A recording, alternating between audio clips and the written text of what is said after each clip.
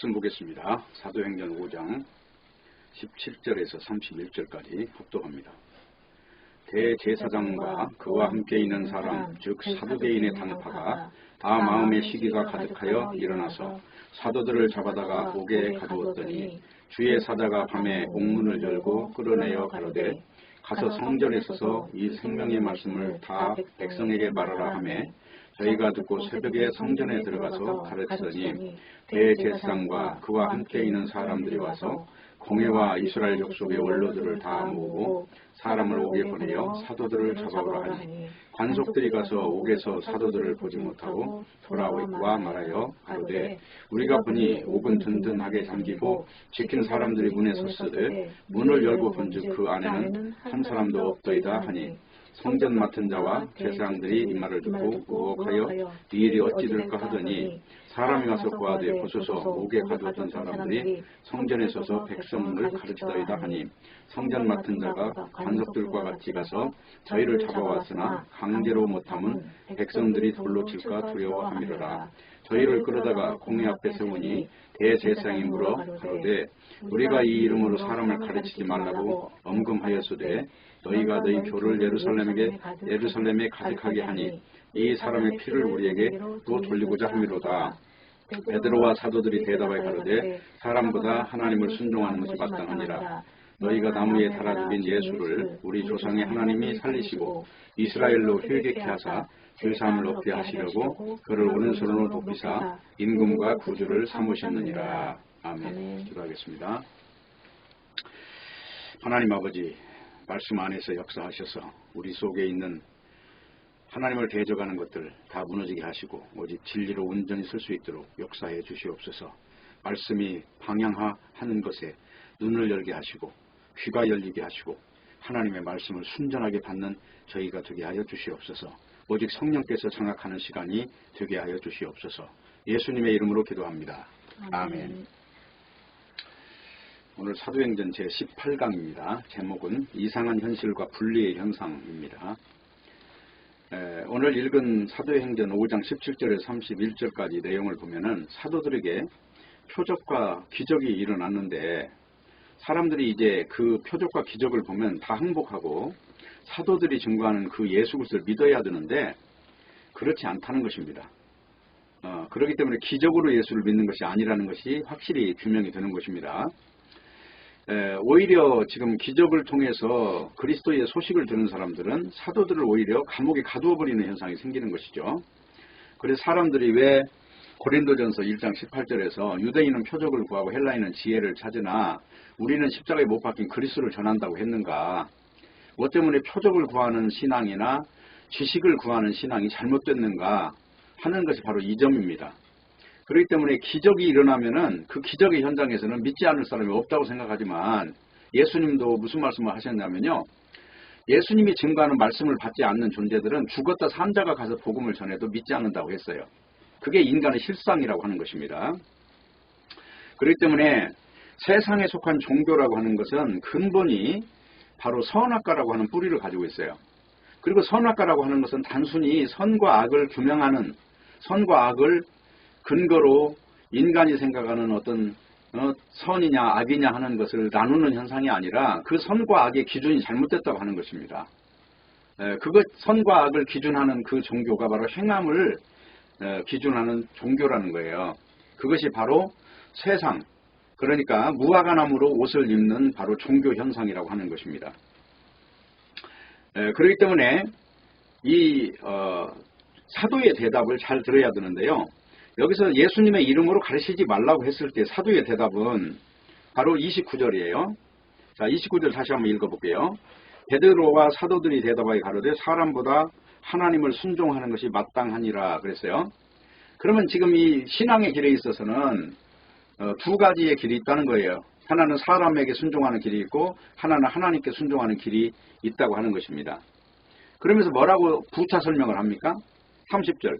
너희가 나무에 달아 죽인 예수를 우리 조상의 하나님이 살리시고 이스라엘로 회개케 하사 죄사함을 얻게 하시려고 그를 오른손으로 높이사 임금과 구주를 삼으셨느니라. 그래서요. 그러니까 너희들이 못 박아 죽인 예수가 구주와 임금이다 그 말이에요. 너희들이 틀렸다 이걸 지금 증거한 것입니다. 그러면서 여기서 하는 말이 32절에 우리는 이 일의 증인이요 하나님이 자기를 순종하는 사람들에게 주신 성령도 그러하니라. 그러면 하나님께 순종하는 존재는 뭐냐? 오늘날 지금 일반 복음이 없는 행함을 기준으로 가르치는 교회에서는 하나님께 순종하는 걸 도덕적 기준을 가지고 말을 해요. 근데 여기서는 지금 하나님께 순종한다는 게 십자가의 도에 순종하는 것을 지금 말하고 있는 겁니다. 인간이 지금 박수를 보내고 있는 이런 현상에 대해서 말하는 게 아니라 하나님이 창세기에 바로 그 언약한, 그러니까 뱀의 머리를 깨뜨리고 뱀의 후손은 여자의 후손의 발뒤꿈치를 상하게 한다는 그 언약이 성취된 내용을 가지고 지금 말씀을 한다는 것입니다. 그래서 성경책에서 가장 중요한 내용은 뭐냐면 지금 이제 여러 가지 왈가왈부할 내용이 아니고 어떤 것이 복음이고 어떤 게 하나님의 교회냐 이런 부분에서 인간이 보기에 바르다고 하는 이거는 어떻게 보면 성경에도 그런 얘기 나오잖아요. 어떤 길은 사람이 보기에 바르나 필경은 사망의 길이니라. 그러면 사람이 평가하는 기준과 하나님이 평가하는 기준은 분명히 다르다는 것입니다. 근데 그 다른 것에 대해서 순종할 수 있느냐 하는 거예요. 지금 인간의 상식으로 이해가 안 되는 이 어떤 체계를 과연 이걸 하나님의 방식으로 수용하고 거기에 굴복할 수 있느냐 지금 이 질문을 하는 것이거든요. 그래서 오늘 이 19절 여기 20절 다시 보세요. 19절 보면 주의 사자가 밤에 옥문을 열고 끌어넣어 가로되 가서 성전에 서서 이 생명의 말씀을 다 백성에게 말하라 그랬어요. 그러면 옥에서 열어준 이유가 뭐냐 도대체 왜 옥문을 열고 사도들을 내줬을까? 이제 가서 자유를 누리라. 이제 너희들 수고 많이 했으니까 휴가 가라. 이런 뜻이 아니잖아요. 열어서 자유를 준 이유는 생명의 말씀을 지금 말하도록 하는 것이죠. 그런데 사람들은 생각하기를 자 옥문을 열어줬다. 하나님 살아계시지 않느냐. 그러니까 우리가 바로 하나님의 종이다. 자기가 하나님의 종된 걸 증거하라고 한 게 아니라 생명의 말씀을 목적으로 남은 여생을 살으라는 것입니다. 그 생명의 말씀이라는 건 딴 게 아니고 바로 영원한 생명, 바로 그리스도 안에 있는 죽음 없는 이 생명을 생명의 말씀이라고 하는 거죠. 성경책은 노고스라고 하는 이유가 로고스라는 말은 이 영원한 생명이 창조되는 현장에서 노고스라는 용어를 쓰는 거예요. 그렇기 때문에 이 성경에서 사용되는 언어들을 잘 봐야 돼요. 예를 들면 사랑이라는 말, 그것도 일반적으로 쓰는 사랑이 아니고 반드시 성경에서는 아가페라는 용어를 써요. 그 아가페라는 용어는 뭐냐면 인간의 죄를 하나님이 다 용서했다는 거예요. 그 용서했다고 하는 이 기준점이 뭐냐? 바로 이게 속죄죄와 속건죄와 화목죄와 거죄와 이런 모든 그 제사법을 통해서 그걸 가르쳐 주시는 거거든요. 반드시 그 제사의 중심에 용서의 중심에는 누가 있냐면 예수님이 있어요. 예수님이 있는 현장에만 용서가 있는 거지 예수님 없는 현장에 무슨 용서가 있냐 말입니다. 그래서 예수님이라는 이름이 바로 구세주, 구원자 그런 말이잖아요. 구세주라는 거는 인간이 죄 때문에 죽는 현장에 예수님의 십자가가 딱 등장하면 그 죄가 그냥 눈 녹듯이 사라지는 거예요. 그걸 일컬어서 바로 예수님을 구원자라고 하는 거고 구세주라고 한단 말입니다. 그러니까 예수님의 이름이 등장하면 그 자리에 선악과가 없어진다니까요.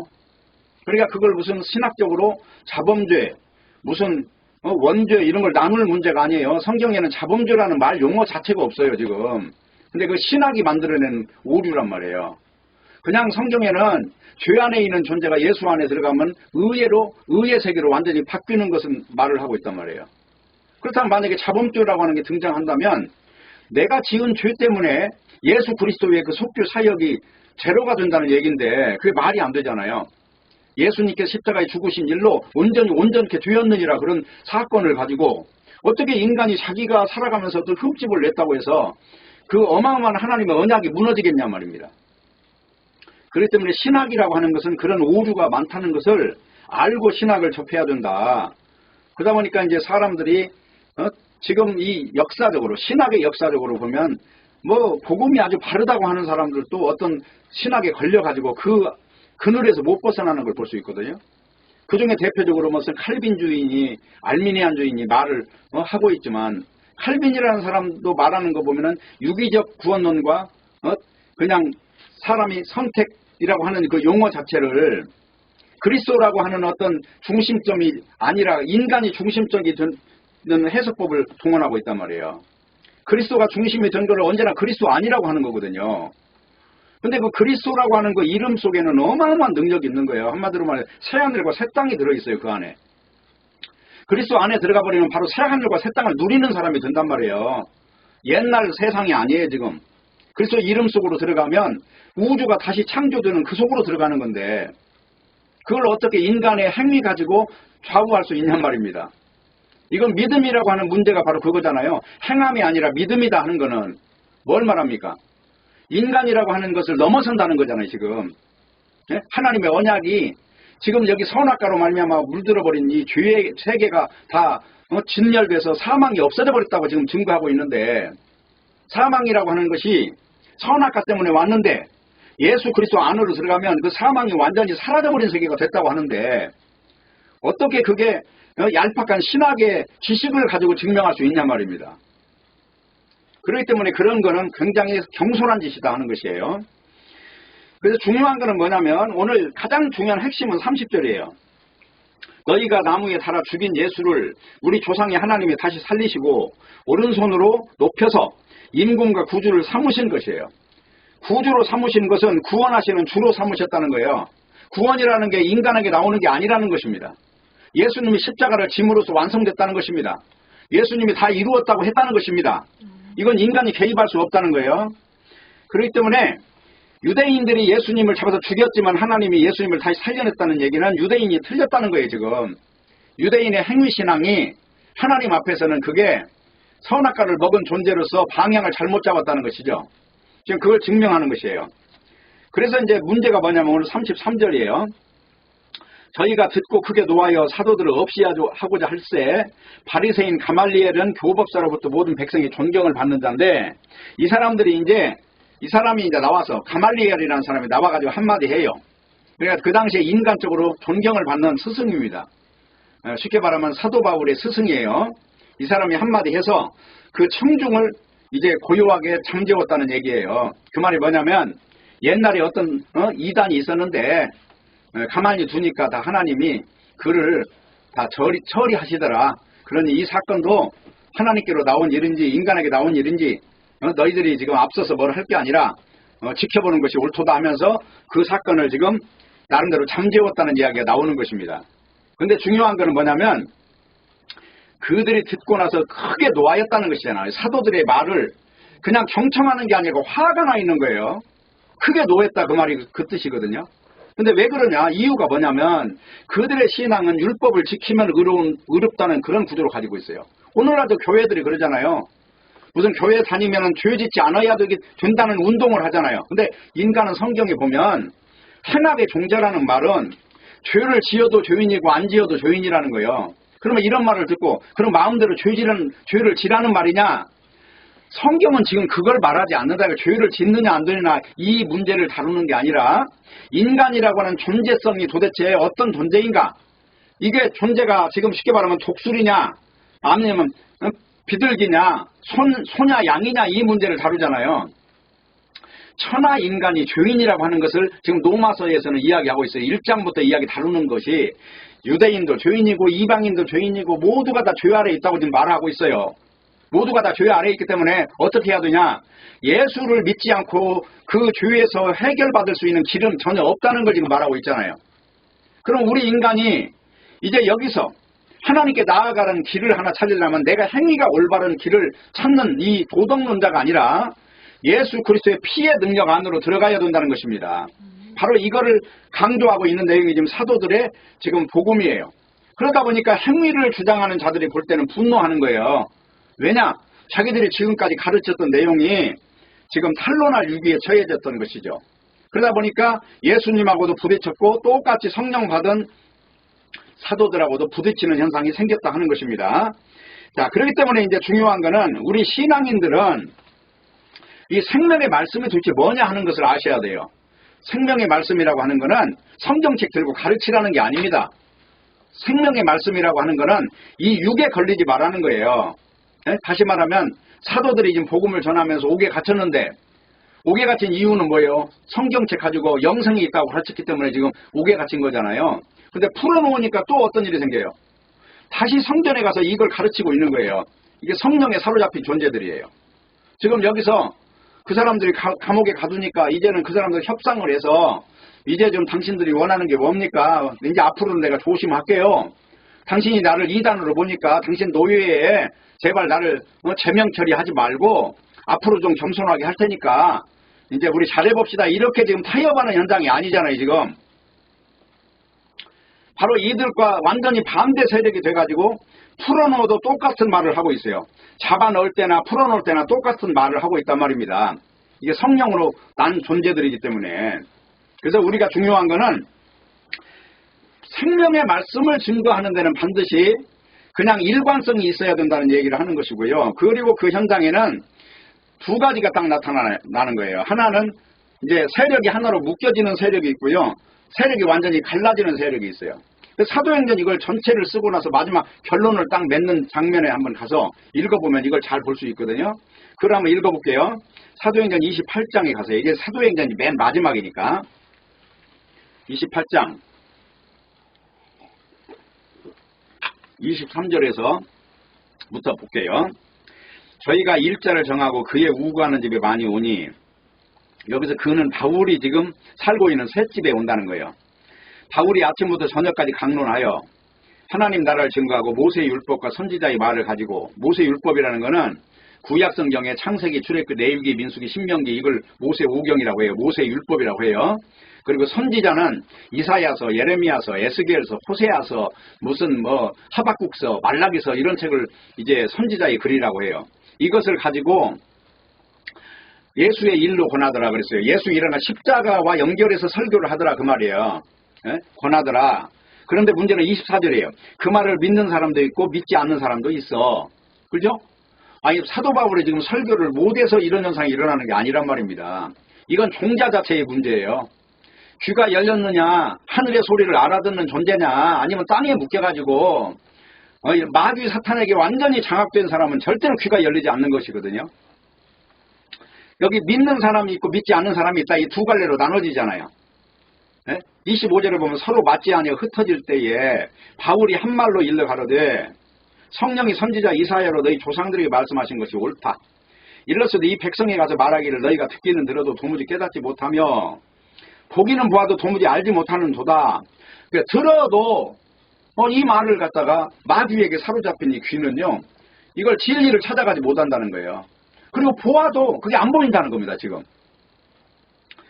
들어도 깨닫지 못하며 보기는 보아도 도무지 알지 못하는도다. 이 백성들의 마음이 완악하여져서 완악하다 하는 거는 율법주의, 다시 말해 행함을 기준으로 한 사상체계에 찌들어버려서 그렇게 굳어버렸다는 거예요. 완악하다 그 말은 화석이 됐다 그 말이에요. 화석이. 일체 다른 길을 보지 못하는 사람이 됐다는 거예요. 완악하여져서 그 귀로는 둔하게 듣고 여기서 둔하다 그 말은 반응하지 못한다는 거예요. 귀 먹었다는 거예요. 아니 소리가 나고 징소리가 나고 북소리가 나면 아니 마이크 소리가 나면 그 말을 들어야 되는데 귀가 먹어가지고 무슨 말을 해도 한마디도 안 들린다는 거예요.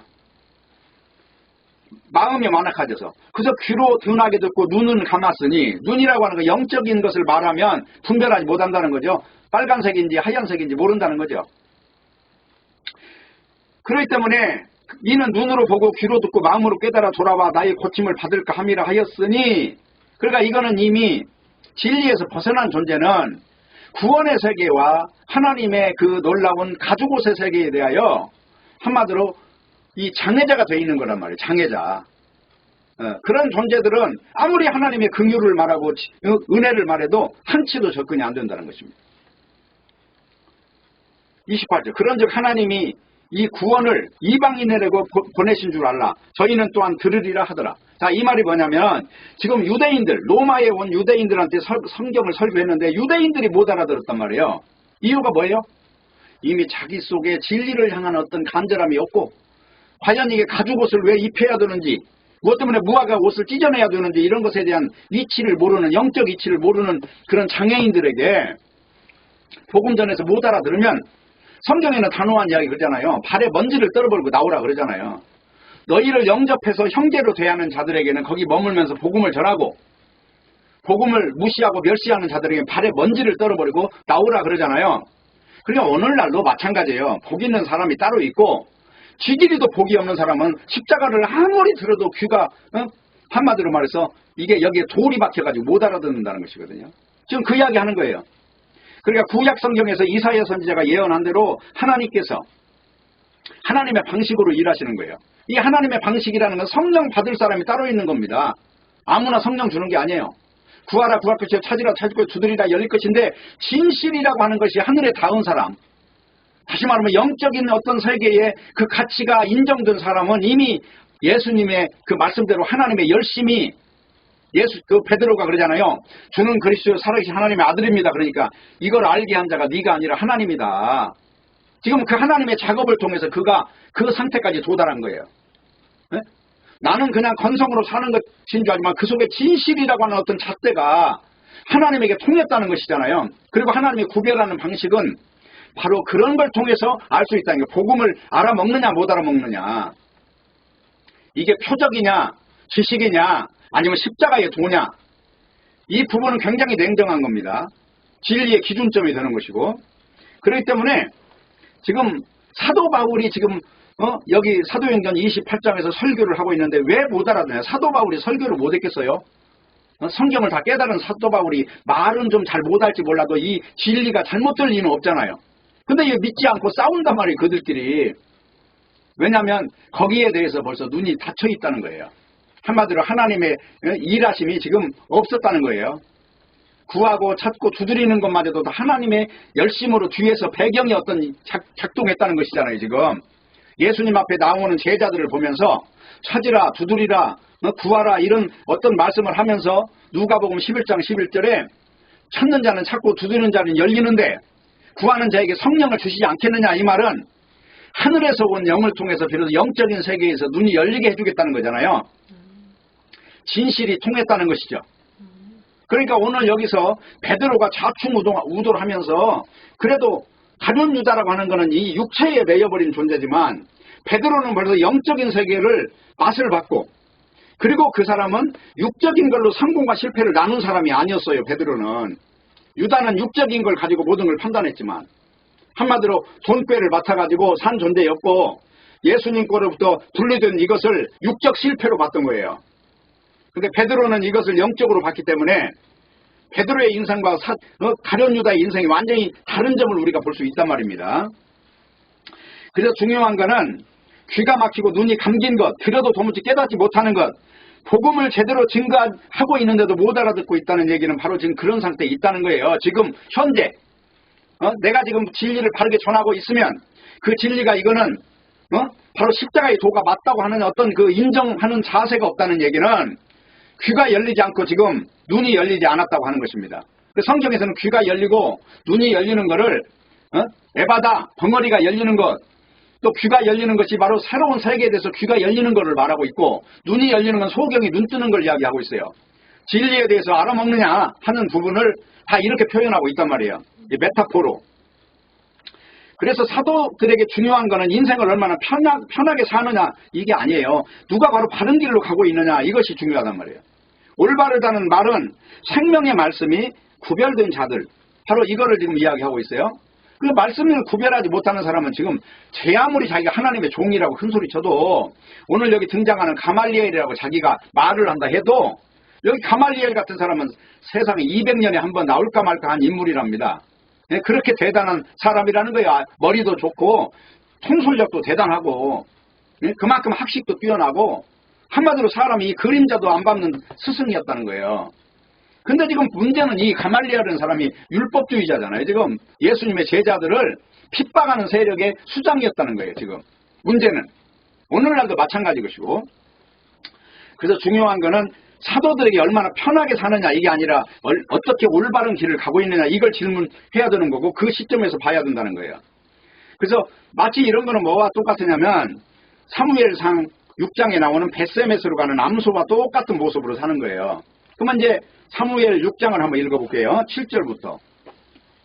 그러므로 새 수레를 만들고 멍에 매어보지 아니한 젖나는 소 둘을 끌어다가 소에 메우고 그 송아지들은 떼어 집으로 돌려보내고 여호와의 궤를 가져가 수레에 싣고 속건제들을 금 보물은 상자에 담아 궤 곁에 두고 그것을 보내어 가게 하고 보아서 궤가 그 본 지경길로 올라가서 벳세메스로 가면 이 큰 재앙은 그가 우리에게 내린 것이요 그렇지 아니하면 우리를 친 것이 그 손이 아니요 우연히 만난 것인 줄 알리라. 그 사람들이 그같이 하여 젖나는 소 둘을 끌어다가 수레를 메우고 송아지들은 집에 가두고 여호와의 궤와 및 금지와 그들의 독종의 형상을 담은 상자를 수레 위에 실으니 암소가 벳세메스 길로 바로 행하여 대로로 가며 갈 때에 울고 좌우로 치우치지 아니하였고 블레셋 방백들은 벳세메스 경계까지 따라가니라. 벳세메스 사람들이 골짜기에서 밀을 매다가 눈을 들어 궤를 보고 그것을 보임을 기뻐하더니 수레가 벳세메스 사람 여호수아의 밭 큰 돌 있는 곳에 이르러 선지자 무리가 수레의 나무를 패고 그 소를 번제로 여호와께 드리고 레위인은 여호와의 궤와 그 궤와 함께 있는 금품을 담긴 상자를 내려다가 큰 돌 위에 두매 그날에 벳세메스 사람들이 여호와께 번제와 다른 제를 드리니라. 이렇게 되어 있어요. 지금 여기 보면은 등장하는 내용인데 여러 가지가 있는데 첫 번째로 벳세메스로 가는 소가 새끼가 있다는 게 새끼가 젖 먹이는 새끼가. 그런데 이 새끼가 하나님의 방향으로 성령을 받았다면 앞으로 간다는 게 어디까지? 여호수아의 밭까지 간다는 거예요. 그러면 여호수아의 밭이라는 거는 딴 게 아니라 예수의 십자가를 지금 말하는 거예요. 여기서 여호수아, 호세아 그 말은 예수라는 말이에요. 그러면 십자가라고 하는 그 방향으로 가고 있으면 이게 하나님의 그 계시에 의해서 성령의 역사로 가는 거고 그 방향이 여호수아의 밭이 아니면 잘못됐다는 거예요. 여호수아의 밭이라는 건 타장 마당이 있는 거예요. 타장 마당. 그래서 진짜냐 가짜를 구별할 때 바로 여호수아의 밭이라고 하는 거고 구약성의 밭이라는 이야기는 그 한마디로 그 먹는 곡식이 나는 것이란 말이에요. 곡식이라는 거는 이제 먹을 곡식이 있고 이제 가라지를 골라내는 현장이란 말이죠. 자, 그걸 가지고 이야기하고 있고요. 그 다음에 여기 또 한 가지 나오는 건 금주와 독종의 형상이라는 게 나와요. 그러면 이게 무슨 말이냐? 블레셋 사람들은 그들이 하나님을 달리기 위해서 금독종 5개와 금주 5개를 담은 상자를 법궤 옆에 두었다 그래요. 그래서 뭐냐면 속건제로 보냈다는 거예요. 그러면 5개라는 건 뭐냐면 블레셋이라고 하는 나라의 방백이 5이었다는 겁니다. 그리고 블레셋 전역에 재앙이 있었다는 거예요. 그건 뭐냐면 그 당시에 독종이 일어났다는 거예요. 근데 그 독종이 뭐냐면 한마디로 이제 몸에 림프절이 막 부어오르는 독종이 왔다는 거예요. 근데 그 병을 옮기는 게 쥐예요, 쥐. 그러면 이 구약 성경 때는 이런 병이 와서 인간이 막 죽어나가고 그 중에 살아남은 인간들은 어떤 현상을 제사를 지느냐면은 살아남은 존재는 신에게 예를 들어서 검투사가 갑옷을 입고 싸우는데 안 죽고 살아났잖아요. 그러면 이 검투사가 그 옷을 신에게 바쳐요.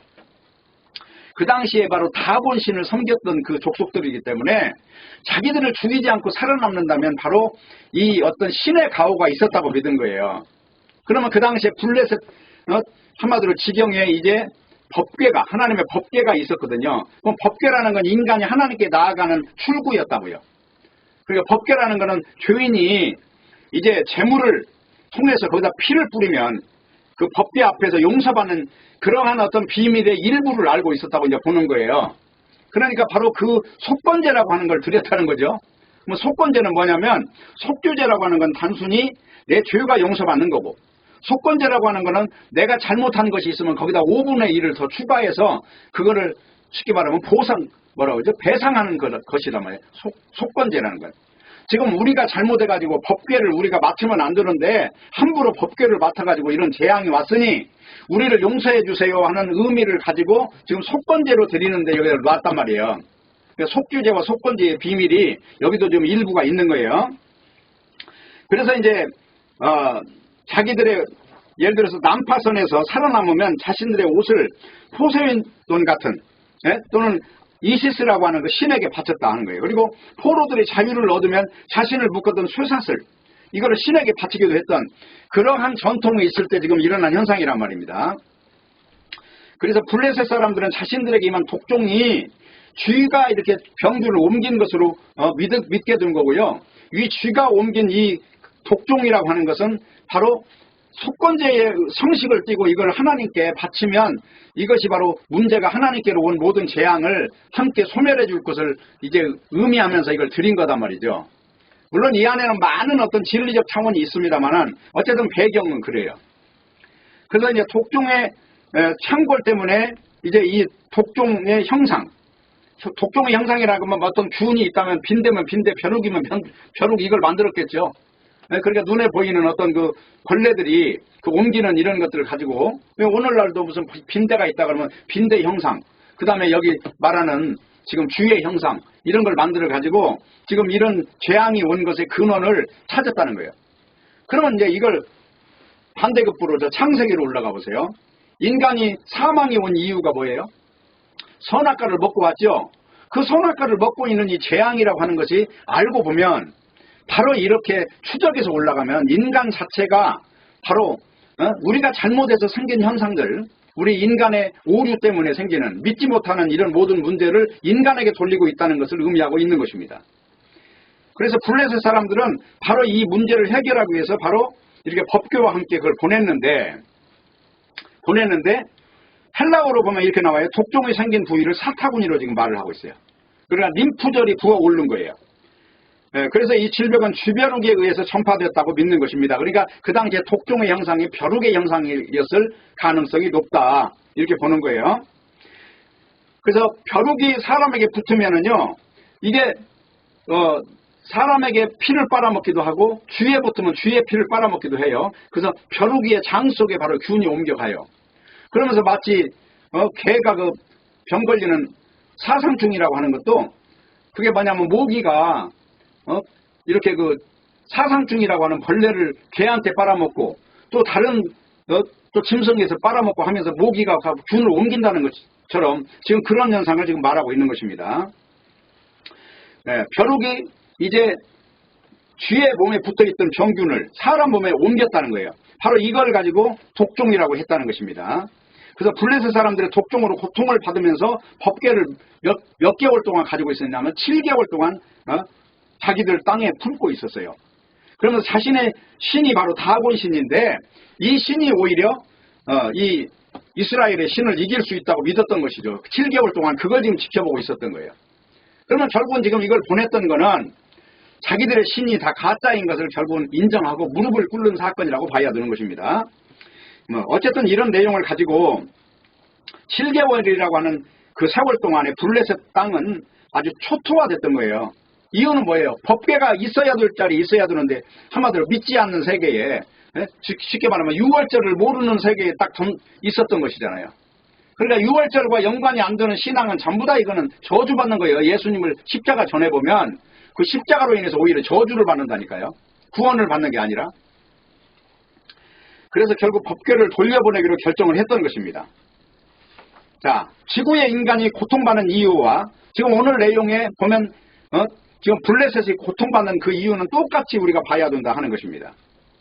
그래서 이제 이 내용을 블레셋 사람이 여호와께 속건제로 드릴 이 금도종은 이제 여기 5방백이 하나는 이스돗, 하나는 가사, 하나는 아스글론, 하나는 가드, 하나는 에글론 이렇게 5이에요.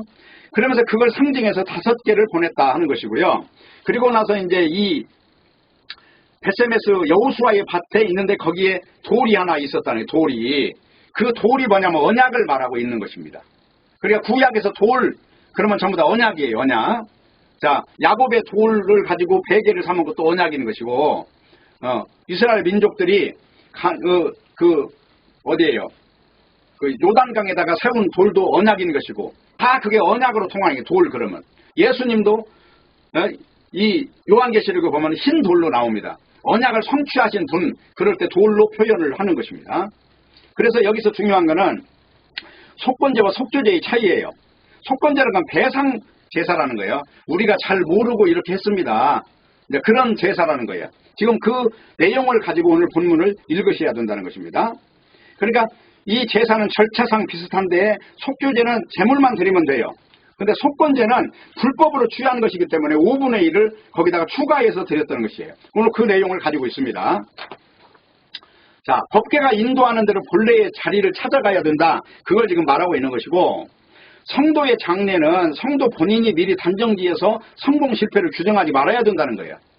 내가 무엇이 되느냐가 아니라 우리에게 무엇이 있느냐. 다시 말하면 우리에게 무엇가 실려 있느냐. 법궤가 실려 있느냐 아니면 블레셋이 실려 있느냐. 지금 중요한 거는 거기에 블레셋의 독종의 형상과 거기 뭐 주의 형상은 의미가 하나도 없잖아요. 단지 거기에서 의미를 갖는 거는 지금 여기 바로 법궤가 실려 있느냐 하는 거잖아요. 이 법궤는 하나님을 만날 수 있는 유일한 하나님 언약이 들어있는 것이잖아요. 그것이 바로 법궤를 구약에는 어디서 드리라고 그랬어요? 바로 그리심산과 그 다음에 에발산이라고 하는 두 가지 산이 있는데 반드시 법궤 제사를 지내는 현장에는 에발산이 에발산 바로 저주의 현장에 서야 되는 것이 법궤다 그 말이에요. 그러면 우리 인생들이 지금 여기 블레셋 사람같이 저주받은 본인 자신들의 본체를 찾아가는 것이거든요. 여기에 바로 암소의 목적지가 함께하는 것이고, 암소가 걸어간다는 얘기는 육을 부정한다는 것이고, 새끼가 울어도 거기 돌아가지 않는다는 거잖아요 지금. 그러면 육을 부정한다는 걸 뭘 말합니까? 영원한 생명이 중심이 되어 있다는 거잖아요. 지금 육신 이걸 이야기하고 있지 않다 하는 거예요. 생명의 말씀이라고 하는 것이 그런 뜻이란 말이죠. 그래서 중요한 거는 오늘 여기 나오는 내용들을 쭉 보면은 결국은 사도들이 백성에게 말할 때 성전 맡은 자, 사두개인들, 그 다음에 제사장들이 전부 다 예수를 들어 죽은 자 가운데 부활하는 이 도전하는 것에 대해서 극도로 분노하는 거예요. 죽은 자 가운데 살아났다 이 말 하지 말라는 거거든 지금. 그러니까 이들의 신앙은 결국은 육체를 말하고 있다는 것입니다. 사도들의 신앙은요, 영을 말하고 있다는 거예요. 영을. 요 차이 때문에 그렇게 핍박을 당한 거예요. 그래서 오늘날도 지금 사도행전 4장에 나오는 내용들처럼 권세자들이 단지 경고용으로 위협만 하고 풀어주는 내용이 아니에요. 이거는 영원히 싸우는 대상이 되는 겁니다. 왜냐하면 그건 이미 분리되는 현장이에요. 영이냐 육이냐. 그래서 영이라고 하는 거는 육과는 절대로 타협할 수 없는 어떤 관계에 그런 아주 적대적 관계에 있다는 것을 분명히 해야 되는 것이고, 로마서 8장에 보면은 영으로 가는 자가 있고 육으로 가는 자가 있죠. 그 육으로 가는 자는 로마서 7장에 보면은 전부 다 육에 속한 신앙을 가진 존재들이고 율법에 속한 신앙을 가진 존재들입니다. 그래서 그들과는 계속 싸움이 일어나는 거예요. 내 자신 속에도 율법과 영이 따로 이렇게 싸우는 현상이 생기지만 밖으로는 바로 오늘 이런 현상이 생긴다는 것입니다. 그래서 사도는 자신들의 사적인 일 때문에 체포되고 감금된 것이 아니라는 거예요. 사적인 일이 아니라 사도를 죽이면서까지 하는 일이 있어요. 하나님의 일은 사도들을 죽이면서까지 기어이 마무리 짓고자 많은 것이 뭐냐면 영원한 세계라는 거예요. 왜? 육이라고 하는 건 의미가 없기 때문에. 그래서 아까 벳세메스로 가는 소는 결국은 저 여호수아의 밭에 가서 번제로 드려져요. 번제로 드려졌다는 건 뭡니까? 산제사 드렸다는 내 육신이라는 건 의미가 없습니다. 정결한 짐승의 마지막 말로가 바로 육신은 의미가 없습니다. 그 고백인 것이에요. 사나 죽으나 그리스도가 영광받는 그 길을 걸어간다는 것입니다. 그래서 사도는 사적으로 보면 실패예요. 사적으로 보면. 왜냐하면 죽어버리는 것이고 이득을 취하지 않는 것이기 때문에. 그래서 진정한 믿음이라고 하는 것은 완전히 하나님께 맡기는 사람이에요. 하나님은 성도를 성도의 원수의 손에 죽임을 당하는 것도 다 허용하셨어요. 그러면 왜 그렇게 했습니까? 뭐 때문에 사도들을 죽이는데 내버려 뒀겠어요? 그 이유는 생명의 능력은 이 목숨에 대해서 좌우하지 않기 때문에 그렇다는 것입니다. 그래서 이 원수의 세력 그리고 내 육신을 죽이는 어떤 세력에 대해서 좌우하지 않는 어떤 이런 영의 세계가 있다는 걸 증명하는 일이기 때문에 그런 일이 생겼다는 것입니다. 그래서 오늘 본문에 주의 사자가 나타났다는 점은 딴 게 아니고 하나님께서 성도의 삶을 통해서 바로 도대체 무엇 때문에 감옥에서 풀어주고 도대체 무엇 때문에 싸움을 붙이시는가. 그렇잖아요. 살려서 내보내가지고 또 복음 증거하게 하고 성전에 들어가서 말씀을 전하게 하고 그런 이유 때문에 살려서 보냈다는 거예요. 그러니까 감옥에서 꺼낸 거의 목적이 아니고 목적지가 뭐예요? 생명의 말씀을 전하라고 하는 것이 목적지잖아요. 그것 때문에 살려서 보냈다는 것입니다. 자, 그 이유가 바로 28절이에요.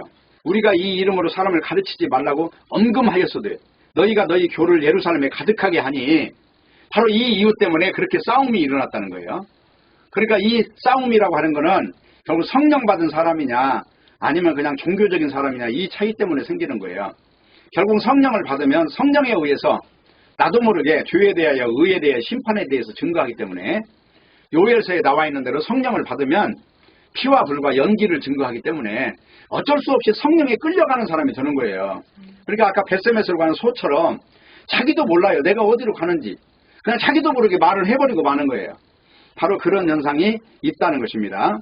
그렇기 때문에 우리는 오늘 20절에 나와 있는 대로 주의 생명의 말씀을 전하라. 이것 때문에 구하였다는 것을 명심해야 되는 것이고, 옥에서 구출된 기적이 이게 문제가 아니에요. 기적에 넘어가면 그 목적이 딱 있어요. 기적이 일어난 현장에 언제나 그 목적이 따로 있다고요. 예, 그래서 예수님도 기적을 일으키고 나서 기적을 갖다 봐라 그런 적이 없어요. 예, 오병이어의 기적 뒤에는 반드시 목적이 있어요.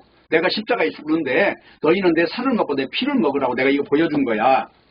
그것이 목적이에요. 또 지금 오늘 나오는 내용도 감옥에서 풀어준 것도 이 생명의 말씀을 전하는 것이 목적지다. 생명의 말씀이라는 건 예수님이 십자가에 죽었다 부활하셔서 이 예수님의 피를 먹고 마시는 자마다 영생을 가졌나니 이건 누구도 뺏어가지 못한다는 겁니다. 바로 이것이 목적지라고 하는 것입니다. 그래서 결론적으로 본문에서 사도들에게 보여주는 기적의 증거물은 그것은 위협과 죽음을 두려워하지 않는 어떤 이 실증을 위해서 그런 일을 보여줬다는 것입니다. 그래서 이 기적을 경험한 자에게는 다시 말하면 누가 나를 위협한다 해도 누가 나를 죽인다 해도 거기에 좌우로 흔들린 적이 없다는 거예요. 하나님의 손을 바로 경험한 자들은. 근데 거짓 기적은, 사탄에게 받은 기적은 육신 때문에 이 영적인 영원한 세상을 다 버리는 현상이 있단 말이에요. 그래서 오늘날도 지금 이 기적이라고 행하는 자들을 보면 그들은 결국은 육과 연결이 되어 있고 육과 결탁되어 있다는 걸 알 수가 있어요. 그래서 복음이라고 하는 게 십자가의 도가 아니고 그냥 단지 기적이라고 하는 것만 증거하고 있습니다. 네, 십자가의 피라는 것을 말을 하지만 그게 전부가 안 돼 있다니까요. 그래서 그런 걸 봐야 되는 거고, 땅의 복이라고 하는 게 섞여져 있어요. 땅의 복이 섞여 있다 이 말은 다른 말로 말해서 복음이 세상과 하늘 것이 이렇게 짬뽕되어 있다는 거예요. 그걸 성경에서는 음행이라고 한단 말입니다. 그래서 하나님은 어느 한 인간을 지키고 보호하시는 게 아니라 그에게 맡기신 생명의 말씀을 지키고 보호하신다는 이 사실입니다.